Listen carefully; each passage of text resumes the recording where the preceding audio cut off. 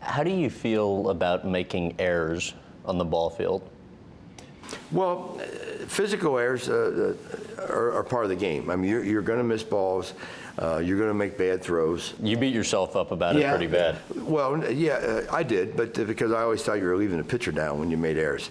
But mental errors are not part of the game. You know, to throw the wrong base or to get thrown out third to start the inning off or get thrown out second to start the inning off, that's just bad baseball. You know, I didn't make many mental errors. And everybody makes physical errors, although, you know, people don't know this about me, but I got the highest fielding average in the history of baseball for outfielders. I mean, you didn't even know that. No. You know everything about me, and you didn't even know that. So, you know, because there's two phases of the game of baseball, or sports in general, okay? One is offense, and the other is defense. And when you got a bat in your hand, you worry about offense, and when you got a glove in your hand, you worry about defense. In other words, you strike out with bases loaded and 2 outs in the bottom of the ninth and it's tie game, don't take it out to play defense. Take your glove out to play defense. And, you know, pitchers are trying to make money too. They got families too. And when you make errors, you let them down. I mean, people who were around me could never tell if I got 4 hits in a game, but they could tell when I made an error that cost us the game. Because I took that away from the ballpark with me, more so than if I struck out. You know, because you're going to strike out, you're going to make errors, but I didn't like to make errors. I was a perfectionist. I didn't like to make errors, but I made them. Everybody makes them. I've seen Willie Mays make an error. In addition to errors, how did you feel about losing?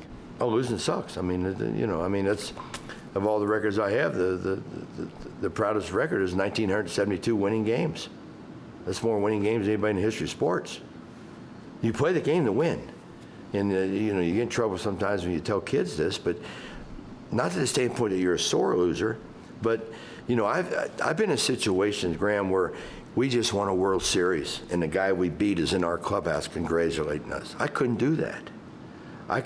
If I played against Tony Perez and he won a World Series and I was, you know, great friends with him, I would call him the next day to congratulate him, but I'm not going to go be part of his celebration. Because I'm going to sit and analyze why we lost that game, where if the situation comes up the next time, we will win the game and we won't lose the game. And that's just part of me that's a professional athlete for 24 years as a player. You know, if you take losing in stride, you're never going to be a good professional athlete. You might be a good money earner because you're a good player, but I don't want you on my team. I want players who care about winning. You know, because I don't care who's watching you and I talk right now. If they got kids that are Little League players, okay, they feel better. I'm talking about mom and dad. They feel better if their kid got a base hit to win the game in a Little League game on the way home. The food tastes better.